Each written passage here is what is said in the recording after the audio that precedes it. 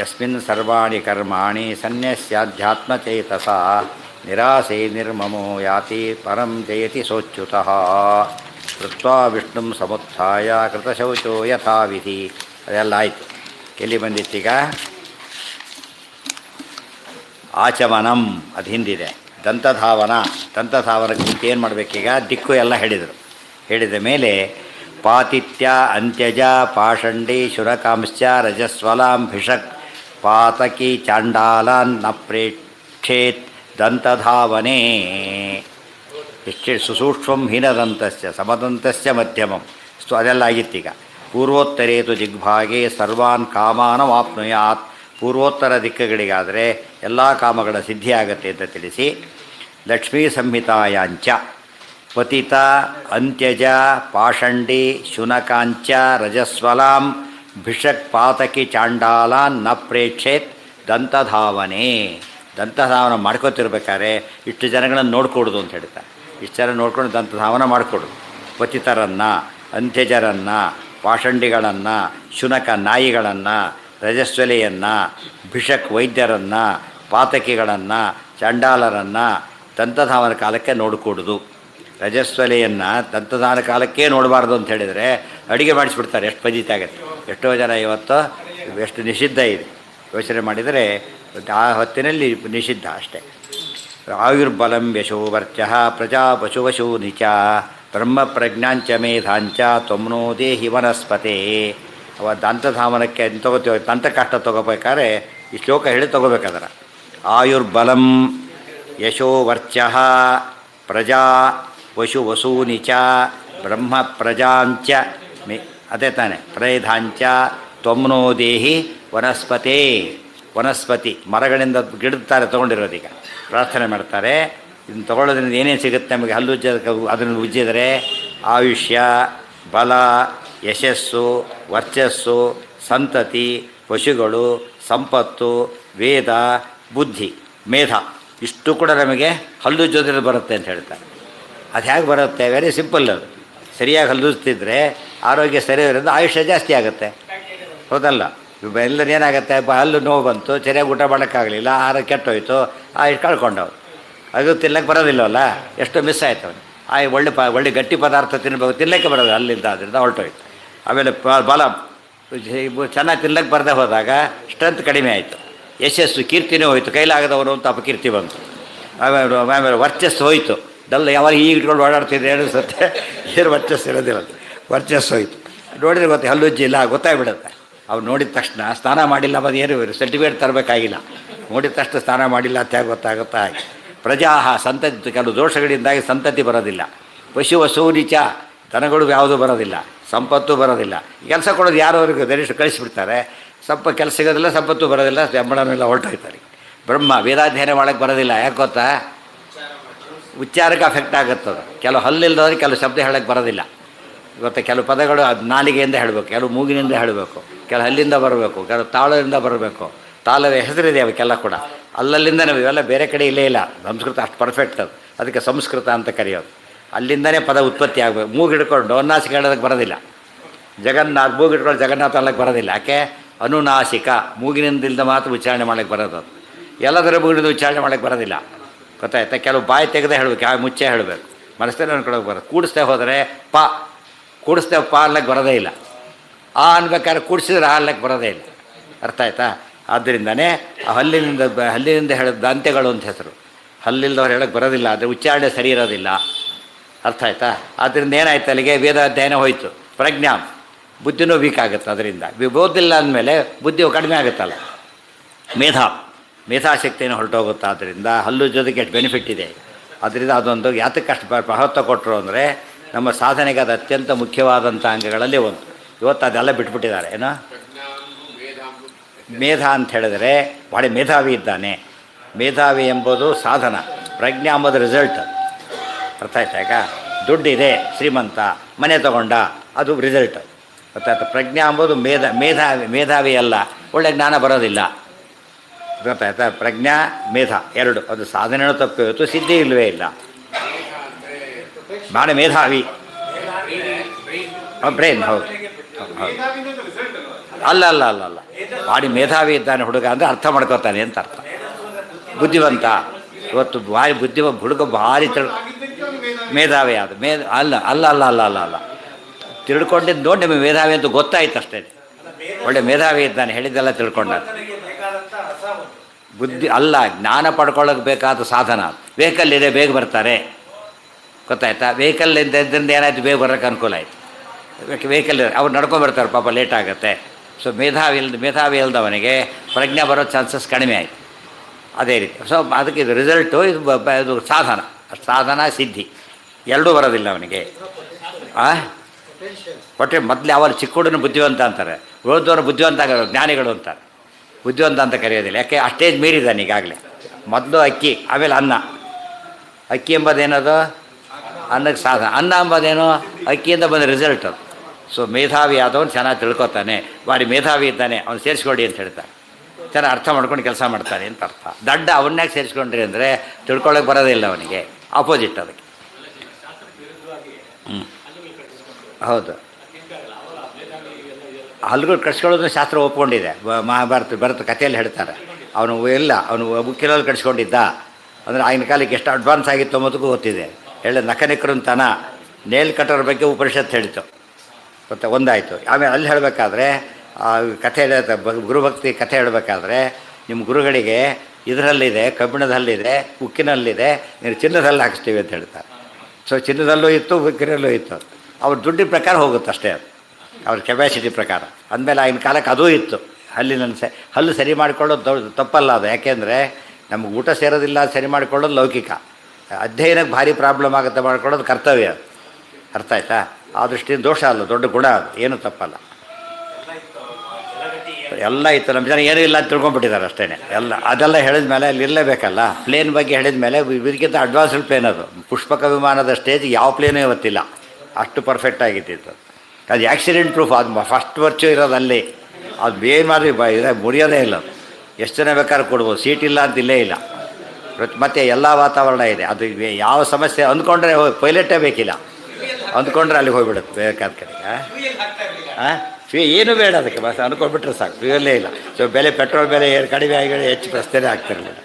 ಇವು ಕೆಲವು ಎಷ್ಟೋ ಜನ ಹೇಳ್ತಾರೆ, ನೀವು ಕಾರ್ ಕೊಡಬೇಡಿ, ಪೆಟ್ರೋಲ್ ಹಾಕ್ಸಿ ಕಾರ್ನ ತೊಗೋತೀರಿ ಅಂತ ಹೇಳಿದ್ರಾಗ. ಯಾಕೆ ಅದು ಇದು ಜಾಸ್ತಿ ಆಗುತ್ತೆ ಇದಕ್ಕಿಂತ. ಅಲ್ಲಿ ಹಾಗಿಲ್ಲ, ಏನು ಫ್ರೀ ಅದು, ಫ್ಯೂಯಲ್ ಇಲ್ಲ, ಏನೇನೂ ಇಲ್ಲ. ಡ್ರೈವರ್ ಬರಲಿಲ್ಲ ಅಂತ ಕಾಯೋ ಪ್ರಸಂಗ ಇಲ್ಲ, ಪೈಲಟ್ ಇಲ್ಲ ಅಂತೇಳಿ. ಇತಿ ದಂತಸಾವನೆ ಮಂತ್ರ ಉದಿತಃ. ಅದು ಈ ಮಂತ್ರನ ನಾವು ಅಲ್ಲೂ ಯಾವ್ದಾರ ಉಚ್ಕೊಡಿ, ಮಂತ್ರ ಹೇಳಿದ್ರು ಕೂಡ ಎಫೆಕ್ಟ್ ಕ್ರಿಯೇಟ್ ಆಗುತ್ತೆ ಒಂಚೂರು, ಗೊತ್ತಾನೆ. ಇವನು ಪ್ರಶ್ನೆ ತೊಗೊಂಡ್ರು ಕೂಡ ಆ ಮಂತ್ರ ಹೇಳಿದರೆ ಮಂತ್ರದ ಕೆಲಸ ಒಂದು ಬಂತಲ್ಲ, ಗೊತ್ತಾಯ್ತಾ? ಹೇಗೋ ನಾವು ಆಯುಷ್ಪತಿ ಶ್ಲೋಕ ಬಿಡಬಾರ್ದು. ಈ ಶ್ಲೋಕ ಎಲ್ಲಿ ಉಳ್ಕೊಂಡಿದೆ ಗೊತ್ತಾ? ಇವತ್ತು ಋಷಭಜ್ವಿ ಸ್ಥಾನಕ್ಕೆ ಹೋದಾಗ, ಇದಕ್ಕೆ ಹೋದಾಗ ಅಲ್ಲಿ ಹೇಳಿಸ್ತಾರೆ ಅಷ್ಟೇ. ಈ ಮಂತ್ರ ಹೇಳ್ಕೊಂಡು ಮಾಡಿ, ನಿತ್ಯದ ವಿಷಯಗಳು ಅವೆಲ್ಲ ಕೂಡ. ನಿತ್ಯದ ಯಾತಕ್ಕೆ ಹೇಳ್ತಾರೆ ಅಂದರೆ, ನಿತ್ಯದ್ದು ಮಾಡದೆ ಹೋದರೆ ನೈಮಿತ್ಯಕ್ಕೆ ಅರ್ಹತೆ ಬರೋದಿಲ್ಲ ಅಂತ ಹೇಳೋದಕ್ಕೆ ಅಂದು ಹೇಳಿರೋರು. ಜನ ಏನು ತಿಳ್ಕೊಂಬಿಟ್ರು, ವ್ರತದ ಕಾಲಕ್ಕೆ ಮಾತ್ರ ಹೇಳೋದು ಅಂತ ತಿಳ್ಕೊಂಬಿಟ್ರು. ತಪ್ಪದು. ದ್ವಾದಸ್ತೋತ್ರನ ನೈವೇದ್ಯಕ್ಕಿಂತ ಮುಂಚೆ ಹೇಳೋದಾದ್ರಿಂದ ನೈವೇದ್ಯದ ದ್ವಾದಸ್ತೋತ್ರನೇ ಇಲ್ಲ ಅಂತ ಆಯ್ತಲ್ಲ, ಆ ಟೈಪ್. ನೈವೇದ್ಯ ಕಾಲಕ್ಕೆ ಹೇಳಲೇಬೇಕು ಹೊರತು ಬೇರೆ ಹೊತ್ತಲ್ಲಿ ಹೇಳಬಾರ್ದು ಅಂತ ಹೇಳಿಲ್ಲ ಅದನ್ನು. ಅವಾಗ ಹೇಳಲೇಬೇಕು. ಅನೇಕ ಅಪಾರ್ಥ ಮಾಡ್ಕೊಂಡು ಎಲ್ಲ ಬಿಟ್ಟು ಹೋಗಿಬಿಟ್ಟಿದೆ ಅದು. ಆಯುರ್ಬಲ ಇದೆಲ್ಲ ನಮಗೆ ರಿಸಲ್ಟ್. ಇದು ಯಾತಕ್ಕೆ ಹಲ್ಲು ಉಜ್ಬೇಕಯ್ಯ ಅಂತ ಕೇಳಿದರೆ, ಪ್ರಾರ್ಥನೆ ಅಂತ ಹೇಳಬೇಡಿ, ಇಷ್ಟು ಬೆನಿಫಿಟ್ ಇದೆ ಅಂತ ಅರ್ಥ ಆಗುತ್ತೆ ಅವ್ರಿಗೆ. ಇಷ್ಟು ಬೆನಿಫಿಟ್ ಇದೆ ಹಲ್ಲು ಉಜ್ಜೋದ್ರಿಂದ. ಚಿಕ್ಕ ಮಕ್ಕಳಿಗೆ ಅದನ್ನು ಕಲಿಸಿದ್ರೆ ಎಷ್ಟೋ ಜನಕ್ಕೆ 8 ವರ್ಷದ ಹುಡುಗರಿಗೆ ಹಲ್ಲು ಕಿತ್ಬಿಟ್ಟಿರ್ತಾರೆ ಆಗಲೇ. ಯಾಕೆ ಸಿಕ್ಕಾಪಟ್ಟೆ ಸ್ವೀಟ್ ತಿಂತಾರೆ, ಹಲ್ಲು ಉಜ್ಜೋ ಕಾನ್ಸೆಪ್ಟ್ ಇರೋದಿಲ್ಲ, ಕ್ಲೀನ್ಲಿನೆಸ್ಸು. ಜನ್ಮ ಪೂರ್ತಿ ಹೋಯ್ತಲ್ಲಿ. ಫಸ್ಟ್ ಸ್ಟೇಜ್ ಆದರೆ ಸೆಕೆಂಡ್ ಬರೋ ಚಾನ್ಸ್ ಇದೆ, ಸೆಕೆಂಡ್ ಕಿತ್ತಿದ್ರೆ ಹೋಗೇ ಬಿಡುತ್ತೆ. ಆಯುರ್ಬಲಂ ಯಶೋ ವರ್ಚಃ ಪ್ರಜಾ. ನಮ್ಮ ಸ್ತೋತ್ರಗಳಲ್ಲೆಲ್ಲ ರೀಸನ್ ಬಂದುಬಿಟ್ಟಿರುತ್ತಾರೆ. ಮೆಕ್ಯಾನಿಕಲಿ ಸ್ತೋತ್ರ ಹೇಳೋದಲ್ಲ, ಸ್ತೋತ್ರಗಳಲ್ಲಿ ಯಾತಕ್ಕೆ ಎಂಬ ಕಾರಣ ಬಂದುಬಿಟ್ಟಿರುತ್ತದು. ಸರಿಗೆ ಅರ್ಥ ಮಾಡಿಕೊಂಡ್ರೆ ನಾವು ಈ ರೀತಿ ಹೇಳೋದನ್ನು ಅವ್ರು ಸ್ಲೋ ತೊಳೆದ್ರೆ ಹೇಳಿಬಿಡ್ತಾರೆ. ಹೀಗಾಗಿ ಹೇಳೋದಕ್ಕೂ ಸುಲಭ, ನೆನ್ಪಿಟ್ಕೊಳ್ಳೋದಕ್ಕೂ ಸುಲಭ. ಮತ್ತು ದೇವತೆಗಳ ಪ್ರಾರ್ಥನೆ ಕಾನ್ಸೆಪ್ಟ್ ಆಫ್ ಗಾಡ್ ಇದೆ, ಡಿವೈನ್ ಕಾನ್ಸೆಪ್ಟ್ ಇರೋದರಿಂದ ಕಣ್ಣಿಗೆ ಕಾಣದಂಥ ಬ್ಯಾಕ್ಟೀರಿಯಾ ಕಣ್ಣಿಗೆ ಕಾಣದೇ ಹಾಳು ಮಾಡುತ್ತೋ ಇಲ್ಲೋ, ದೇವತೆಗಳು ಕಣ್ಣಿಗೆ ಕಾಣದೇ ಉದ್ಧಾರನೂ ಮಾಡ್ತಾರೆ. ಹಾಳು ಮಾಡೋದು ಕಣ್ಣಿಗೆ ಕಾಣಬೇಕಂತ ನಿಯಮ ಹೇಗಿಲ್ವೋ, ಉದ್ಧಾರ ಮಾಡೋರು ಕೂಡ ಏನಾಗಬೇಕಾಗಿಲ್ಲ, ಕಣ್ಣಿಗೆ ಕಾಣಬೇಕಾಗಿಲ್ಲ. ಕಣ್ಣಿಗೆ ಕಾಣೋದು ಅದಕ್ಕೆ ಅದೃಷ್ಟ ಅಂತೀವಲ್ಲ, ಅದೇ ಅದೃಷ್ಟವಶಾತ್ ಹೀಗಾಯಿತು. ಒಳ್ಳೆಯದಕ್ಕೆ ಸಾಮಾನ್ಯ ಕೆಟ್ಟದಕ್ಕೆ ಅದೃಷ್ಟ ಆಗೋದಿಲ್ಲ. ಅದೃಷ್ಟವಶಾತ್ ಕಾಲು ಬರ್ಕೊಂಡೆ ಅಂತ ಅದು ಹೇಳೋದಿಲ್ಲ. ಏನು ಹೇಳ್ತಾರೆ ಅದಕ್ಕೆ? ಒಳ್ಳೆಯದಕ್ಕೆ ಮಾತ್ರ ಹೇಳ್ತಾರೆ. ಅದು ಇದೆಲ್ಲ ಅದೃಷ್ಟ ಕ್ರಿಯೇಟ್ ಆಗೋದು ಹೀಗೆ. ದಂತಧಾವನ್ನಂ ಅಂಗುಲ್ಯ ಪ್ರತ್ಯಕ್ಷಂ ಲವಣೇನ ಚ ವೃತ್ತಿಕಾ ಭಕ್ಷಣೆ ಚೈವ ತುಲ್ಯಂ ಗೋ ಮಾಂಸ ಭಕ್ಷಣಂ. ಎಷ್ಟು ಇಂಪಾರ್ಟೆಂಟ್ ನೋಡಿ. ಇತಿ ದಂತಧಾವನೆ ಮಂತ್ರ ಉದಿತ. ದಂತಧಾವನಂ ಅಂಗುಲ್ಯ, ಬರೀ ಬೆರಳಿಂದ ಹಲ್ಲುಜ್ಜಬಾರದು, ಗೊತ್ತಾಯ್ತಾ. ಆಮೇಲೆ ಪ್ರತ್ಯಕ್ಷಂ ಲವಣೇನ ಚ, ಡೈರೆಕ್ಟಾಗಿ ಉಪ್ಪಾಕಿ ಉಜ್ಜಿಕೊಳ್ಳಿ ಬೆಳಗಾಗುತ್ತೆ ಅಂತ ಹೇಳಿಬಿಡ್ತಾರೆ. ಡೈರೆಕ್ಟ್ ಉಪ್ಪು ಹಾಕ್ಕೊಂಡು ಎನಾಮೇಲೆ ಬೇಗ ಹೋಗಿಬಿಡುತ್ತೆ, ಗೊತ್ತಾ. ಆಗೇನೋ ಏನು ಕಾಣುತ್ತೆ, ಬ್ರೈಟ್ ಕಾಣುತ್ತೆ, ಎಫೆಕ್ಟ್ ಇರೋದಿಲ್ಲ. ಅದರಿಂದ ಪ್ರತ್ಯಕ್ಷ ಲವಣ ಅಂತ ಹೇಳಿದ್ರಿಂದ ಲವಣನ ಮಿಕ್ಸ್ ಮಾಡ್ಬೋದು, ಡೈರೆಕ್ಟ್ ಮರಣ ಇಲ್ಲ. ಅದು ನಮಗೂ ಹಾಗೇನೆ, ಡೈರೆಕ್ಟ್ ಉಪ್ಪು ಬಾಯಲ್ಲಿ ಹಾಕ್ಕೊಳ್ಬಾರ್ದು, ಪದಾರ್ಥಲ್ಲಿ ಹಾಕೋಬೇಕೇ ಹೊರತು ಡೈರೆಕ್ಟ್ ಉಪ್ಪು. ಮೊಸರು ಹಾಗೇನೆ, ಮೊಸರು ಅಂದರೆ ಡೈರೆಕ್ಟ್ ಸೇರಿಸ್ಬಾರ್ದು. ಆದಷ್ಟು ಉಪ್ಪಿನ ಅವಾಯ್ಡ್ ಮಾಡೋದು ನಂಬರ್ 1. ಅದು ಮೊಸರಿಗೆ ಉಪ್ಪು ಎರಡು ಸೇರಿಬಿಟ್ಟು ಏನಾಗುತ್ತದ, ವಿಷ ಅಂತ ಕರೀತಾರೆ, ಅದು ವಿಷ. ಇವತ್ತು ತುಂಬ ಜನ ಮೊಸರನ್ನಕ್ಕೆ ಉಪ್ಪು ಇಲ್ಲದೇ ಮೊಸರು ಹಾಕಿಡೋದೇ ಇಲ್ಲ, ತಪ್ಪದು, ಬಿಟ್ಬಿಡ್ಬೇಕಾದ್ರೆ. ಉಪ್ಪು ಬಿಟ್ಟು ನೋಡಿ, ಆಗ ರಿಸಲ್ಟ್ ಭಾರಿ ಡಿಫ್ರೆಂಟ್ ಆಗಿಬಿಡ್ತದೆ. ಮಧ್ಯಾಹ್ನ ದಿವಸ ರುಚಿ ಅನಿಸೋದಿಲ್ಲ, ಆಮೇಲೆ ಕಲಿಸ್ಕೊಳ್ಳೋಕೆ ಸಾಧ್ಯನೇ ಆಗೋದಿಲ್ಲ. ಆದರೆ ಮೊಸರಿನ ರುಚಿ ನಿಮಗೆ ಗೊತ್ತಾ, ಉಪ್ಪಿನ ರುಚಿ ತಿಂತಿರೋದು ನಾವು ಆ್ಯಕ್ಚುಲಿ. ಬರೀ ಮೊಸರಿನ ರುಚಿ ಗೊತ್ತಿಲ್ಲ, ಹಾಲು ಏನೋ ಹಾಕೊಂಡು ಕುಡಿತಾರೆ, ಹಾಲಿನ ರುಚಿ ಅಲ್ಲ ಅದು, ಅದ್ರ ರುಚಿ ಬಂದುಬಿಟ್ಟಿರುತ್ತೆ. ಬರೀ ಹಾಲಿನ ರುಚಿ ಬೇರೆ, ಬರೀ ಮೊಸರಿನ ರುಚಿ ಬೇರೆ, ಎಫೆಕ್ಟು ಬೇರೆ ಅದು. ಆದ್ದರಿಂದಾಗೇ ಮೊಸರು ಕಾಲಕ್ಕೆ ಮಜ್ಜಿಗೆ ಬರೋದಿಲ್ಲ. ಮೊಸರು ಬರಲು ಯಾಕೆ ಹೇಳ್ತಾರೆ ಅಂದರೆ ಪ್ರಾಪರ್ಟೀಸ್ ಏನಾಗಿದೆ ಅಲ್ಲಿ, ಚೇಂಜ್ ಆಗಿಬಿಡೋದು. ಅದಕ್ಕಾಗಿ ಯಾವಾಗಲೂ ಕೂಡ ಬರೀ ಕೈಯಿಂದ ಬೆರಳಿಂದ ಹಲ್ಲುಜ್ಜಬಾರ್ದು, ಬಟ್ ಡೈರೆಕ್ಟಾಗಿ ಉಪ್ಪಿನಿಂದ ಉಜ್ಜಿಬಿಡೋದು. ಹಿಂದೆ ಏನು ಮಾಡ್ತಿದ್ರು, ಎಲ್ಲ ಹೊಟ್ಟಿನ ಸುಟ್ಟು ಬಿಟ್ಟು ಅದರಲ್ಲಿ ಉಪ್ಪು ಪಚ್ಚಕರ್ಪು ಎಲ್ಲ ಮಿಕ್ಸ್ ಮಾಡ್ತಾಯಿದ್ರು ಮನೆಯಲ್ಲಿ ಮಾಡಬೇಕಾದ್ರೆ. ಮಿಕ್ಸ್ ಮಾಡಿದರೆ ತಪ್ಪಲ್ಲ, ಪ್ರತ್ಯಕ್ಷ ಲವಣ ಆಗಬಾರ್ದು. ಆಮೇಲೆ ಒಂಗಲಿ ಅಂದರು, ಹಲ್ಲು ಪುಡಿ ತೊಗೊಂಡು ಹಚ್ಕೊತಾರೆ, ಅದು ದೋಷ ಅಲ್ಲ, ಬರೀ ಇದರಲ್ಲಿ ಆಗಬಾರ್ದು, ಸಾಕ್ಷಾತ್ ಅಂಗುಲಿಯಿಂದ ಆಗಬಾರ್ದು ಹೊರತು ಅದರಿಂದ ಆಗಬಹುದು. ಏನೋ ಹಾಂ ಉಪ್ಪು ಹಾಕ್ತಾರೆ, ಯಾತಕ್ಕೆ ಅಂದ್ರೆ ಅದು ಎಲ್ಲಿ ಎಲೆ ಕೊನೆಗೆ ಉಪ್ಪು ಅಂತ ನೇಮ ಗೊತ್ತಲ್ಲ. ಎಲೆ ಕೊನೆಗೆ ಅಂದ್ರೆ ಇಫ್ ನೆಸೆಸಿಟಿ ಇದ್ದರೆ ಮಾತ್ರ, ಕೆಲವು ಹಾಕೋದೇ ಬಿಟ್ಬಿಡ್ತಾರೆ ಕೆಲವರು, ಅದು ಹಾಕ್ಕೊಳ್ಳೋಕ್ಕೆ ಹೊರತು ಇದಕ್ಕಲ್ಲ. ಕ್ರಮದ ಅದೇ ಅಕಸ್ಮಾತ್ ಆಗಿದ್ದರೆ ಕೇಳಿ ಹಾಕ್ಸೋಬಾರ್ದು ಅಂತ ಅರ್ಥ ಆಯ್ತಾ. ಈಗ ಉಪ್ಪಿನ ಕೇಳಿ ಹಾಕ್ಸೋಬಾರ್ದು, ಅರ್ಥ ಆಯ್ತಾ. ಈಗ ಅದಕ್ಕೆ ಬದಲೇ ಹಾಕಿಬಿಟ್ರೆ ಸಮಸ್ಯೆ ಇಲ್ಲ. ದೂರ ಯಾತಕ್ಕೆ ಹಾಕಿರ್ತಾರೆ ಅಂದರೆ 90% ಬರೋ ಚಾನ್ಸ್ ಇಲ್ಲ, ಬಂದರೆ ಉಪಯೋಗಿಸಿ ಅಂತ ಹೇಳೋದಕ್ಕಷ್ಟೇ. ಅದು ಪಾಯಿಂಟ್. ಉಪ್ಪು ಚೆಲ್ಲಿ ಬಿಟ್ಟಿದೆ ಅಂತ ಯಾರೋ ಕೇಳೋದಕ್ಕೆ ಹೋಗೋದಿಲ್ಲ. ಅದು ಫಸ್ಟ್ ಉಪ್ಪಾಕಿ ತುಪ್ಪ ಕೊನೆಗೆ ಹಾಕ್ತಾರೆ, ಮೋಸ್ಟ್ ಇಂಪಾರ್ಟೆಂಟ್ ಅದು. ಅದು ಉಪಸಂಹಾರ ಪ್ರಬಲ ಆಚಾರ ಸಿದ್ಧಾಂತ ಭಾಳ ಇಂಪಾರ್ಟೆಂಟ್. ಉಪಕ್ರಮ ಉಪಸಂಹಾರದಲ್ಲಿ ಅದು ದೊಡ್ಡ ಸಿದ್ಧಾಂತ ಅದು ಆ್ಯಕ್ಚುಲಿ. ಬಿಗಿನಿಂಗು ಕನ್ಕ್ಲೂಷನಲ್ಲಿ ಯಾವ್ದು ಇಂಪಾರ್ಟೆಂಟ್ ಅಂದರೆ conclusion more important than preamble beginning. ಅದು ಅರ್ಥದಲ್ಲಿ ಸರಿಯಾಗಿ ಬರುತ್ತೆ. ಅದು ಹೇಳಿದ್ನಲ್ಲ ಹಿಂದೆ, ಅದು ಬರುತ್ತೆ, ಅದು ತಪ್ಪಲ್ಲ ಅಂತ ಹೇಳಿದರು. ಬರೀ ಉಪ್ಪು ಡೈರೆಕ್ಟಾಗಿ ಉಪ್ಪಿಸ್ಬೇಡಿ, ಬರೀ ಉಪ್ಪು ಡೈರೆಕ್ಟಾಗಿ ಹಲ್ಲಿಗೆ ತಾಗಿಸಿದ್ರೆ ಒಳ್ಳೆಯದಲ್ಲ. ಗೊತ್ತಲ್ಲ, ಆಮೇಲೆ ಹೋದರೆ ಅಲ್ಲಿ ವೀಕ್ ಆಗುತ್ತೆ, ಹೋಲ್ ಬಿದ್ದೋಗ್ಬಿಡುತ್ತೆ, ಸ್ಟ್ರೆಂತ್ ಕಡಿಮೆ ಆಗುತ್ತೆ, ಅದು ವೀಕನ್ ಮಾಡುತ್ತೆ. ಕೆಲವರೆಲ್ಲ ತಪ್ಪು ಅಂತ ಹೇಳಿಲ್ಲ, ಪಚ್ಚಕರ್ಪ ಅವೆಲ್ಲ ಹಾಕ್ಬೋದು, ಹಲ್ಲು ಉಜ್ಜೋದಕ್ಕೆ ಏನೇನು ಹಾಕ್ಬೋದು ಅದೆಲ್ಲ ಹಾಕ್ಬೋದು, ಅದು ತಪ್ಪಲ್ಲ.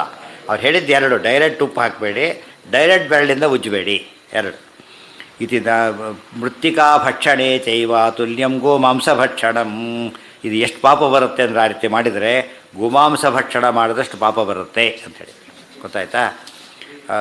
ಪಶ್ಚಾತ್ 12 ಗಂಡೂಷೈ ವಿದಧ್ಯಾದ್ದಂತಧಾವನಂ ಸ್ಮೃತ್ವಾ ಓಂಕಾರಂಚ ಗಾಯತ್ರೀಂ ನಿಬಧ್ನೀಯಾತ್ ಶಿಖಾಂ ತತಃ ಇತಿ.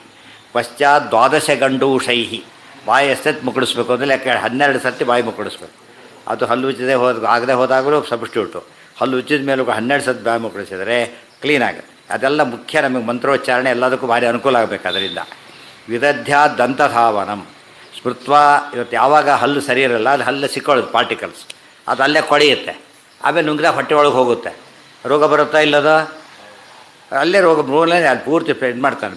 ಭಾರಿ ಡೆಲಿಕೇಟ್ ಅದು. ನಮ್ಮ ಸ್ಟ್ರಾಂಗೆಸ್ಟ್ ಬೋನ್ ತೊಗೊಂಡ್ರೆ ಅದು ಆ್ಯಕ್ಚುಲಿ ಇರ್ತಾನೆ ಕ್ಯಾಲ್ಶಿಯಮ್ಮು. ಸ್ಟ್ರಾಂಗೆಸ್ಟ್ ಅಂದರೆ ಹಲ್ಲು, ಬೋನ್ಗಿಂತ ಭಾರಿ ಸ್ಟ್ರೆಂತ್ ಜಾಸ್ತಿ ಇರೋದು ಯಾವುದಕ್ಕೆ, ಹಲ್ಲಿಗೆ. ಆದರೆ ಅದು ಕೊಡ್ದು ಬಿಟ್ಟಾಗ ಹೋಯ್ತದು, ಹುಳಗಳು ಹಿಡಿದಾಗ ಬೀವಿಕಾಯ್ಬಿಡೋದು.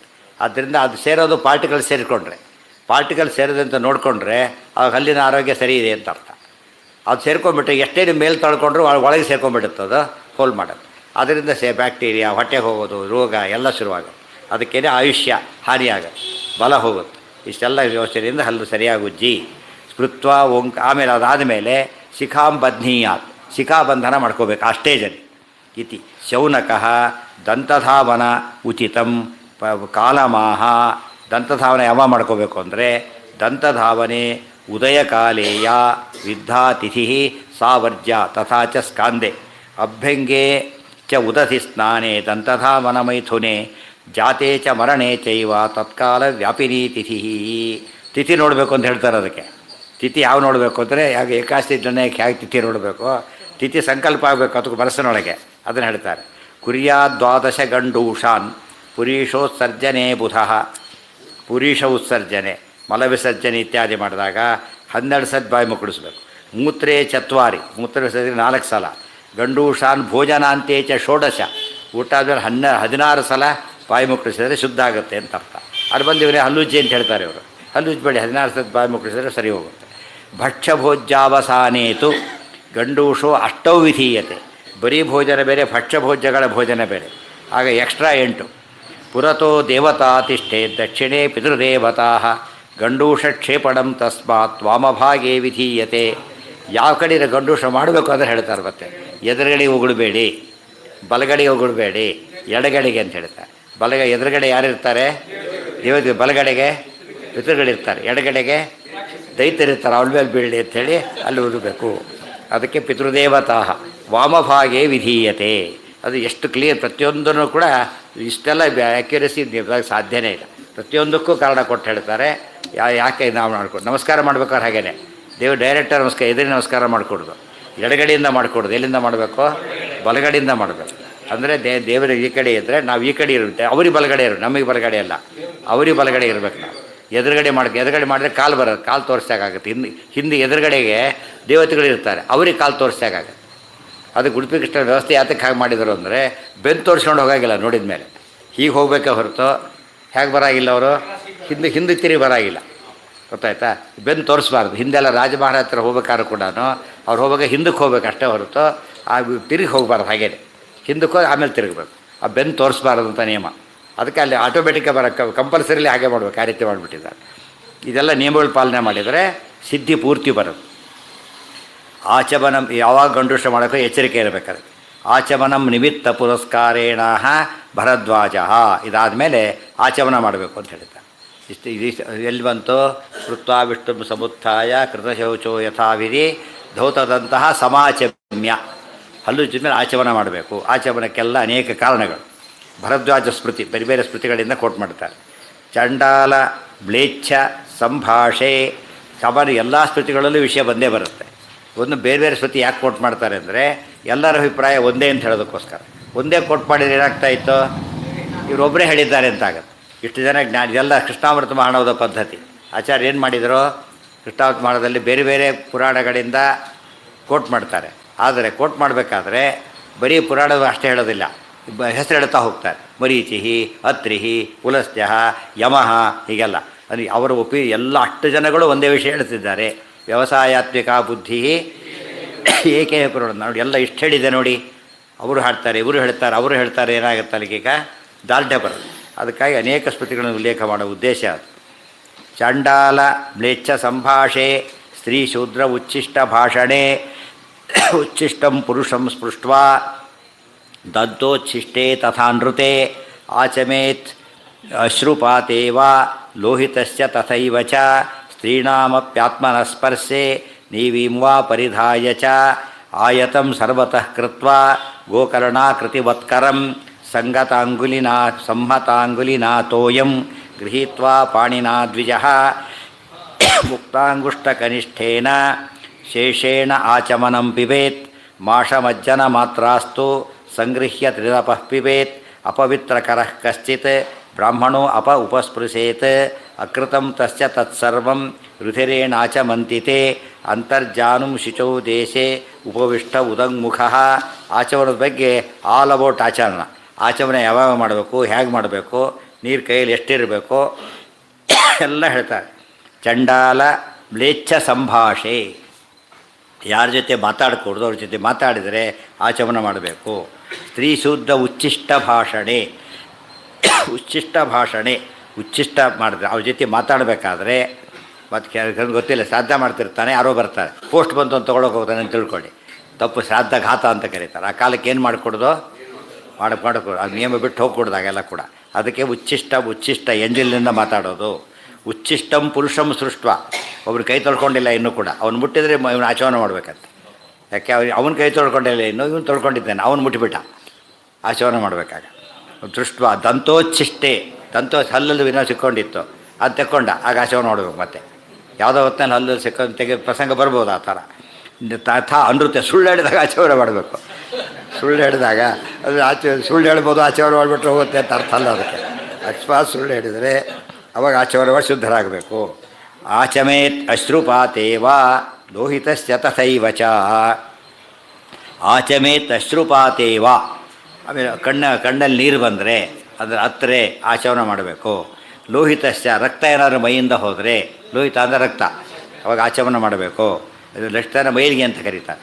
ಸ್ತ್ರೀಣಾಮಪ್ಯಾತ್ಮನ ಸ್ಪರ್ಶೆ ನೀವೀಂಚ ಪರಿಧಾಯ ಚ. ತನ್ನ ದೇಹನೇ ದೇವ್ರ ಪೂಜೆ ಇತ್ಯಾದಿ ಮಾಡ್ತಿರ್ತಾರೆ, ಈ ಕಾಲು ಕೈಯೆಲ್ಲ ಮುಟ್ಕೋಬಾರ್ದು. ನಾಭಿಕೆಲ್ಲ ಮುಟ್ಕೊಂಡ್ಬಿಟ್ರೆ ಆಚರಣೆ ಮಾಡಬೇಕು.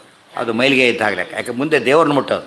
ನೀವು ನೋಡಬೇಕು, ಉಳಿದ ಸ್ವಾಮಿಗಳೆಲ್ಲ ಪ್ರತಿ ಗೋಮಯ ಹಾಕ್ಕೊಂಡು ಆಮೇಲೆ ದೇವ್ರನ್ನ ಮುಟ್ಟ, ಅಷ್ಟು ಶುದ್ಧ ದೇವ್ರ ಬಗ್ಗೆ. ಅವ್ರು ಮೊದಲೇ ಸ್ನಾನ ಮಾಡಿರ್ತಾರೆ. ಯತಿಗಳು ಪೀಠಾಧೀಶರು ಅಷ್ಟು ಮಡಿಯಲ್ಲಿರ್ತಾರೆ, ಏನೂ ಮುಟ್ಟಿಲ್ಲ. ಅಂಥ ಹೊತ್ತಿನಲ್ಲಿ ಏನು ಮಾಡಬೇಕು ಅವರು? ಮೂಲ ದೇವ್ರನ್ನ ಮುಟ್ಬೇಕಾ, ಪಟ್ಟದೇವ್ರನ್ನ ಮುಟ್ಬೇಕಾದ್ರೆ ಮತ್ತೆ ಗೋಮಯದಿಂದ ಕೈ ತೊಳ್ಕೊಂಡು ಮುಟ್ತಾರೆ. ಅಷ್ಟು ಮಡಿಬೇಕು ಅದಕ್ಕೆ. ಆದ್ದರಿಂದ ಇವೆಲ್ಲ ನೋಡೋದಕ್ಕೆ ಏನು ಅನ್ಸುತ್ತೆ ನಮಗೆ? ಟೂ ಮಚ್ ಅನಿಸುತ್ತೆ. ಟೂ ಮಚ್ ಅಲ್ಲ, ಹೇಳಿದಾಗ ಟೂ ಮಚ್ ಅನಿಸುತ್ತೆ. ಮಾಡ್ಲಿಕ್ಕೆ ಶುರು ಆದಾಗ ಏನು ಅನ್ಸೋದಿಲ್ಲ. ಈ ಮಕ್ಕಳಿಗೆ ಆಚಮನ ಕಲಿಸ್ಬೇಕು. ಫಸ್ಟು ಅರ್ಧ ಗಂಟೆ ಬೇಕು, ನಿಮ್ಮ ಮೂರು ತಲೆ ಕೆಟ್ಟೋಗ್ಬಿಡುತ್ತೆ ಹೇಳೋರಿಗೆ. ಚಿಕ್ಕ ಮಕ್ಕಳಿಗೆ ಸಂಧಾನ ಕಲಿಸ್ಬೇಕಾದ್ರೆ ಅದಕ್ಕಿಂತ ದೊಡ್ಡ ಇದರಿಂದ ಲೆಕ್ಕ ಅದು. ಅವ್ರು ಹೇಳ್ತಾರೆ ಎಲ್ಲೋ ಮುಟ್ಕೇನೋ ಆಗಲ್ಲ ಈಗೆಲ್ಲ ಹೇಳ್ತಿರ್ಬೇಕು. ಆಚಮನ ಒಂದಕ್ಕೆ ಅರ್ಧ ಗಂಟೆ ಬೇಕಾಗತ್ತೆ. ಆಮೇಲೆ ಬಂದ ಮೇಲೆ ಒಂದು ಸೆಕೆಂಡ್ನಲ್ಲಿ ಮುಗಿದೋಗ್ಬಿಟ್ಟಿರುತ್ತೆ. ಗೊತ್ತಾಯ್ತಾ? ಮೊದಲು ಕಷ್ಟ. ಇವೆಲ್ಲ ಹೇಳಿದರೆ ಮಾಡಿಸಿದ್ರೆ ತುಂಬ ದೊಡ್ಡದು ಗಂಡ ಕಾಣುತ್ತೆ. ಸರಿಯಾಗಿ ಮಾಡ್ತಾ ಹೋದರೆ ಏನು ಅನಿಸ್ತದೆ, ತನ್ನಷ್ಟಾನೇ ಬರ್ತಾ ಇರುತ್ತೆ. ಆಯತಂ ಸರ್ವತಃ ಕೃತ್ವ ಗೋಕರ್ಣ ಕೃತಿಕೃವತ್ ಮದ್ದು ಹೀಗೆ ಮಾಡಿಬಿಟ್ಟು ಹೇಗೆ ಮಾಡಬೇಕು? ಸ್ತ್ರೀನಾಮ ಸ್ಪರ್ಶೆ ನೀವಿಮ್ಮ ಪರಿಧಾಯ ಚ. ವಸ್ತ್ರಾಂತರ ಮಾಡಿಕೊಂಡಾಗ ಆಚಮನ ಮಾಡಬೇಕು. ಮತ್ತೆ ವಸ್ತ್ರಾಂತರ ಮಾಡಿಕೊಂಡಾಗ ಆಚಮನ ಮಾಡಬೇಕು. ಇಲ್ಲಿ ನೀವೇನಾದ್ರೆ ಕಚ್ಚೆ ಹಾಕ್ಕೊಂಡಾಗ ಕಚ್ಚೆ ಹಾಕ್ಕೊಳ್ಳೋದು ಬಿಚ್ಚಿದ್ರೆ ಮತ್ತೆ ಹಾಕ್ಕೊಂಡು ಮತ್ತೆ ಆಚಮನ ಮಾಡಬೇಕು. ಹಾಗೇ ಇಲ್ಲ, ಅಷ್ಟಿಲ್ಲ ಮಡಿಗೆ ಅಫೆಕ್ಟ್ ಆಗುತ್ತೆ ಅಂತ ಅರ್ಥ. ಆಯತಂ ಸಹಿ ಕೈ ಹಿಡ್ಕೋಬೇಕು ಫಸ್ಟು. ಕೃತ್ವ ಗೋಕರ್ಣಾಕೃತಿ ವತ್ಕರ. ಗೋಕರ್ಣಾಕೃತಿ ಇರಬೇಕು ಅಂದ್ರೆ ಏನರ್ಥ? ಆಕಳ ಕಿವಿ ಇದ್ದಾಗಿರಬೇಕು. ಅದೆಲ್ಲ ಪುರಂದರದಾಸ ಭುಗಾಭಾವದಲ್ಲೂ ಬರೀತಾರೆ. ಗೊತ್ತಾಯ್ತು? ಈ ಆಕಳ ಕಿವಿ ಅಂತ ಮಾಡಿ ಕೊಡಿ ಇದು ಮಾಡೋದು ಸದಾಚಾರಿಸೋ ಎಷ್ಟೋ ವಿಷಯಗಳನ್ನು ಪುರಂದರದಾಸರು ಉಗಾಭೋಗದಲ್ಲಿ 7ರಿಂದ ಹಿಡಿದು ಎಲ್ಲ ಆನ್ಯಕೃತ ಕ್ರಮ ಎಲ್ಲ ಕನ್ನಡದಲ್ಲಿ ಬರೆದಿದ್ದಾರೆ. ಸಂಭತಾಂಗುಲಿನ ತೋಯ ಉಳಿದೆಲ್ಲ ಕೈ ಬೆಳೆದು ಸೇರಿಸ್ಬೇಕು. ಪ್ರಾಣಿನ ದ್ವಿಜ ಮುಕ್ತಾಂಗುಷ್ಟ ಕನಿಷ್ಠೇನ ಆಚಂ. ಹೀಗೆ ಹಿಡ್ಕೊಂಬಿಟ್ಟಾಗ ಏನಾಯಿತು? ಗೋಕರ್ಣ ಇದು ಬಂದಾಗ ಬರುತ್ತೆ.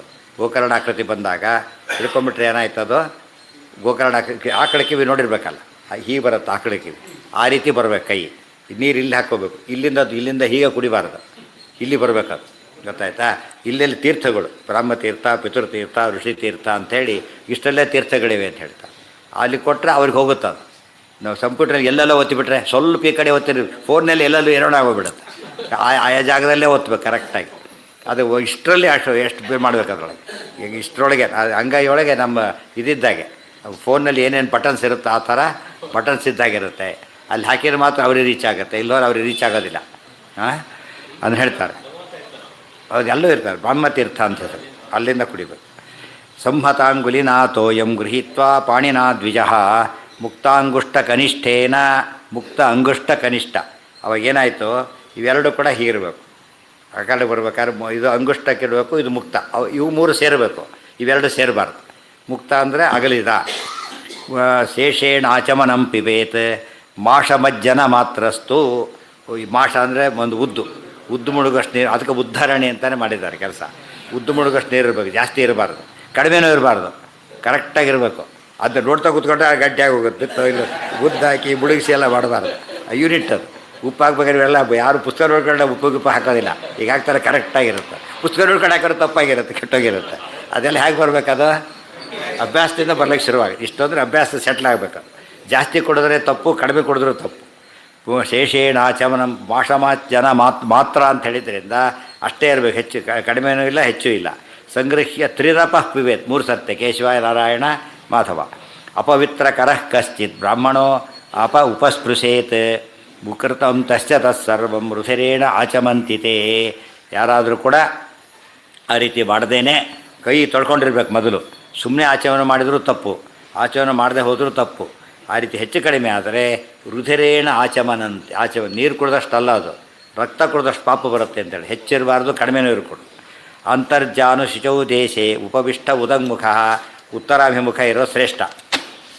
ಬ್ರಾಹ್ಮೇಣ ವಿಪ್ರಸ್ತೀರ್ಥೇನ ದ್ವಿಜೋ ನಿತ್ಯಂ ಉಪಸ್ಪೃಶೇತ್. ಬ್ರಾಹ್ಮತೀರ್ಥದಿಂದ ಕುಡಿಬೇಕು. ಯಾಮ್ಯ ಪ್ರತ್ಯಂಗುಖೇನ ಮುಖತ್ವೇನ ಕೃತಮಾಚಮನಂ ಯದಿ ಯಾಮ್ಯ ಅಂದರೆ ದಕ್ಷಿಣ ದಿಕ್ಕಿಗೆ, ಪ್ರತ್ಯಕ್ಕ ಅಂದರೆ ಪಶ್ಚಿಮ ದಿಕ್ಕಿಗೆ ಎಂದು ಆಚಮನ ಮಾಡಿಕೊಡು. ಪೂರ್ವ, ಉತ್ತರ, ಈಶಾನ್ಯ 3 ಅಲೋಡ್. ಆದರೆ ದಕ್ಷಿಣ ಮತ್ತು ಪಶ್ಚಿಮ ಪೂರ್ತಿ ನಿಷಿದ್ಧ. ಪಶ್ಚಿಮಕ್ಕೇನಾದರೂ ತಿರುಗಿ ಆಚಮನ ಮಾಡಿದರೆ ಉತ್ತರಕ್ಕೆ ತಿರುಗಿ ಮತ್ತೆ ಆಚಮನ ಮಾಡಬೇಕು. ದಕ್ಷಿಣ ತಿರುಗಿ ಆಚಮನ ಮಾಡಿದರೆ ಸ್ನಾನ ಮಾಡಬೇಕು ಇನ್ನೊಮ್ಮೆ. ಅಷ್ಟು ಪನಿಷ್ಮೆಂಟ್ ಇದೆ ಅದಕ್ಕೆ. ಪ್ರಾಯಶ್ಚಿತ್ತಂ ಇದೆಲ್ಲ ಶ್ರಾದ್ದ ಮಾಡಿಸ್ಬೇಕಾದ್ರೆ ಎಲ್ಲಿ ತಿರುಗಿರ್ತಾರೋ ಒಂದು ತಿರುಗಿರ ಬೋಧೋಯ್ತು ಅಲ್ಲಿಗೆ ಅವರು ಮಾಡ್ತಾರೆ ಇರ್ತಾರೆ, ಹೋಗ್ತಾರೆ ಇರ್ತಾರೆ. ಅವ್ರು ಏನೂ ಗೊತ್ತಿಲ್ಲ, ಆಚಮನ ಮಾಡೇ ಗೊತ್ತಿರೋದಿಲ್ಲ ಫಸ್ಟು. ಪ್ರಾಯಶ್ಚಿತ್ತಂ ತದಾ ಕುರಿಯ ಸ್ನಾನಮಾಚಮನ ಕ್ರಮಾತ್. ಪಶ್ಚಿಮ ಕ್ರಮ, ಅದು ಕ್ರಮಾತ್ ಅಂತ ಹೇಳಿದರೆ ರೆಸ್ಪೆಕ್ಟಿವ್ಲಿ. ಪಶ್ಚಿಮ ಆದರೆ ಆಚಮನ, ದಕ್ಷಿಣ ಆದರೆ ಪುನಃ ಸ್ನಾನೇನ ಶುದ್ಧತಿ. ಬ್ರಾಹ್ಮೇಣ ವಿಪ್ರಸ್ತೀರ್ಥೇನ ನಿತ್ಯಮಾಚಮನಂ ಸೇರಿ ಬ್ರಾಹ್ಮತೀರ್ಥದಿಂದ ಆಚಮನ ಮಾಡಬೇಕು. ತ್ರೈದಶಿಕಾಭ್ಯಾಮ ನಾ ಪಿತ್ರೇಣ ಕದಾಚನ. ಆದರೆ ಪಿತೃತೀರ್ಥ ಮೊದಲಾದವುಗಳ ಮೂಲಕವಾಗಿ ಎಂದು ಕೂಡ ಆಚಮನ ಮಾಡಿಕೊಡುದು. ಬ್ರಹ್ಮಾದಿ ತೀರ್ಥಾನಾಂ ಲಕ್ಷಣಂ ತರ್ಪಣ ಪ್ರಕರಣೇ ವಕ್ಷಾಮಹ. ಮುಂದೆ ತರ್ಪಣ ವಿಚಾರ ಬರುತ್ತೆ, ಬ್ರಹ್ಮಯಜ್ಞ ಮಾಡಬೇಕು ಅಂತ ಹೇಳ್ತಾರಲ್ಲ ಅವಾಗ ಬರುತ್ತೆ, ಅಲ್ಲಿ ಹೇಳ್ತೇವೆ ಅಂತ ಹೇಳ್ತಾರೆ. ಬ್ರಹ್ಮತೀರ್ಥ, ಪಿತೃತೀರ್ಥ, ದೇವತೀರ್ಥ ಎಲ್ಲೆಲ್ಲಿವೆ ಅಂತ ಅಲ್ಲಿ ಹೇಳ್ತೇವೆ. ಅಂಗುಲ್ಯಗ್ರೇ ದೇವತೀರ್ಥಂ ಸಂಕ್ಷೇಪ ಹೇಳ್ತಾರೆ. ಇದರ ತುದಿಯಿಂದ ದೇವತೀರ್ಥ, ಅದಕ್ಕೆ ದೇವತರ್ಪಣ ಕೊಡಬೇಕಾದ್ರೆ ಇಲ್ಲಿಂದ ಕೊಡಬೇಕು, ಅದು ದೇವತೀರ್ಥ. ಆಮೇಲೆ ಸಾಂಗುಲ್ಯಾಯ ಮೂಲೆ ಕಾಯಂ ತೀರ್ಥಂ ಆರ್ಷ ಋಷಿತೀರ್ಥ. ಸ್ವಾಂಗುಲಿ ಅಂಗುಲ್ಯಾ ಮೂಲೆ, ಸ್ವಲ್ಪಾಂಗುಲ್ಯಾ ಮೂಲೆ. ಈ ಸ್ವಲ್ಪಾಂಗುಲಿ ಮೂಲೆ ಕನಿಷ್ಠ, ಸ್ವಲ್ಪಾಂಗುಲಿ ಅಂದರೆ ಕನಿಷ್ಠ. ಇಲ್ಲಿ ಋಷಿತೀರ್ಥ, ಋಷಿತರ್ಪಣ ಹೀಗೆ ಕೊಡಬೇಕು ಯಾವಾಗ, ಗೊತ್ತಾಯ್ತಾ? ಮೂಲೆ ಕಾರ್ಯಂ ತೀರ್ಥಂ ಆರ್ಷಂ, ಮಧ್ಯೆ ಅಂಗುಲ್ಯೋ ಪಿತೃಂ, ಮಧ್ಯದೊಳಗೆ ಪಿತೃತೀರ್ಥ. ಆಮೇಲೆ ಮೂಲೆ ಅಂಗುಷ್ಠೇ ಬ್ರಾಹ್ಮಂ, ಅಂಗುಷ್ಠ ಮೂಲ ಅಂದರೆ ಇದು, ಅಂಗುಷ್ಠ ಹೀಗೆ ಬಂದರೆ ಇದು ಬ್ರಹ್ಮತೀರ್ಥ. ಇಲ್ಲಿ ತೊಗೋಬಾರ್ದು, ಇಲ್ಲಿ ತೊಗೋಬೇಕು ಬ್ರಹ್ಮತೀರ್ಥ. ತೀರತೀರ್ಥಂ ಪಿಬೇದಿತಿ, ತೀರ್ಥ ಕೂಡ ಹೀಗೆ ಕುಡಿಬೇಕಾದ್ರೆ ತೀರ್ಥ ಹೀಗೆ ತೊಗೋಬೇಕು.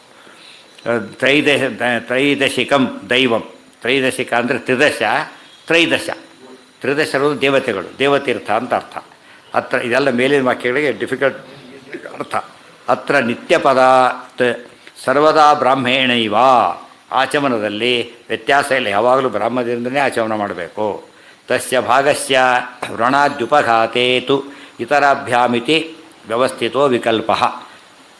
ಇಲ್ಲೊಂದು ಸ್ವಾರಸ್ಯ ಏನಂದರೆ, ಎಷ್ಟು ಕಾಮನ್ ಸೆನ್ಸ್ ಇಟ್ಕೋಬೇಕು ಹೇಳ್ತಾರೆ ಪ್ರಾಕ್ಟಿಕಬಲ್ಲಿ. ಅಕಸ್ಮಾತ್ ಇಲ್ಲಿ ಗಾಯಗೆ ಆಗಿತ್ತು, ಏನು ಮಾಡಬೇಕಾಗ? ಆಚಮನೆಯನ್ನು ಬಿಡಬಾರ್ದು. ಆಗ ಸ್ವಲ್ಪ ಚೇಂಜಸ್ ಮಾಡ್ಬೋದಾಗ ಅಷ್ಟೇ ಹೊರತು ಅದರ್ವೈಸ್ ಇಲ್ಲಿಂದನೇ ಮಾಡಬೇಕು ಅಂತ ಅರ್ಥ. ಆದರೆ ಗಾಯದ ಕೇಸ್ ನೆನ್ಪಿಟ್ಕೊಂಡು ಹೇಳ್ತಾರೆ, ಏನೋ ಆಯಿತು, ಬ್ಲೇಡ್ ಬಿತ್ತು, ಇದು ಬಿತ್ತು, ಏನೋ ಒಂದು ಹಾಕ್ಬೋದು.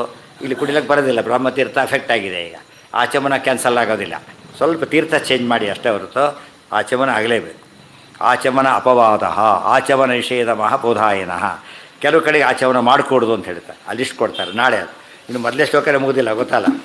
ಸುತ್ತಾವಿಷ್ಟು ಸಮುತ್ಥಾಯದೊಳಗೆ ಆಚಮನಕ್ಕೆ ಬಂದಿರೋದು ಅಷ್ಟೇ. ಅದು ಎಷ್ಟು ಡಿಟೇಲಾಗಿ ತಿಳ್ಕೋಸ್ತು. ಧರ್ಮಶಾಸ್ತ್ರ ಅಂದರೆ ಇದು, ಧರ್ಮಶಾಸ್ತ್ರದ ಜ್ಞಾನ ಇರಬೇಕಾ? ಅದು ಹೇಳ್ತಾರೆ ಪಾಪ, ಅದಕ್ಕೆ ಹೇಳ್ತಾರೆ, ಅದಕ್ಕೆಲ್ಲ ಅಪವಾದ ಕೊಡ್ತಾರೆ. ಅದು ಆಪತ್ಕಾಲ. ಓಟಿಗೆ ಹೋದಾಗ ಹೇಳ್ತಾರಲ್ಲ, ಇಲ್ಲಿಗೆ ಹಾಕಬೇಕು ಅಂತ, ಇಲ್ಲೇ ಕೈ ಬೆರಳೆಯಲ್ಲಿ ಏನು ಮಾಡಬೇಕು, ಅವನು ನೆಕ್ಸ್ಟ್ ಬೆರಳು ತಗೊಳ್ಳಿ ಅಂತ ಹೇಳ್ತಾರೆ.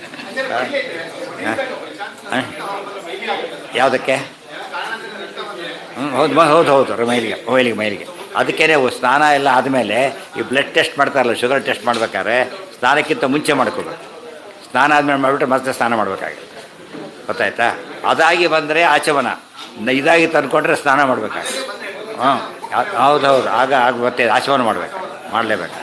ಮೊದಲು ಅದಕ್ಕೆ ದೇವ್ರ ಪೂಜೆ ಕೊಡೋಕ್ಕಿಂತ ಮುಂಚೆ ಯಾತಕ್ಕೆ ಅದೆಲ್ಲ ಹೇಳ್ತಾರೆ ಅಂದರೆ, ಇವನ್ ಸೈಂಟಿಫಿಕಲಿ ಕೂಡ ಬ್ಲಡ್ ಟೆಸ್ಟ್ ಬೆಳಗ್ಗೆನೇ ಮಾಡ್ಕೋಬೇಕು. ಮೊದಲು ಫಾಸ್ಟಿಂಗಿಂತ ಬೆಳಗ್ಗೆ ಇರಬೇಕು, ಕರೆಕ್ಟಾಗಿದೆ. ಆಮೇಲೆ ಅದ್ರ ಮೇಲೆ ಸ್ನಾನ ಮಾಡಬೇಕಾಗುತ್ತೆ. ಸರ್ವೇಂದ್ರಿಯ ಪ್ರೇರಕೇಣ ಶ್ರೀ ಪ್ರಾಣಪತಿ ನೇರಿತಃ ಯದವೋಚಮಹಂ ತೇನ ಶ್ರೀಯತಾ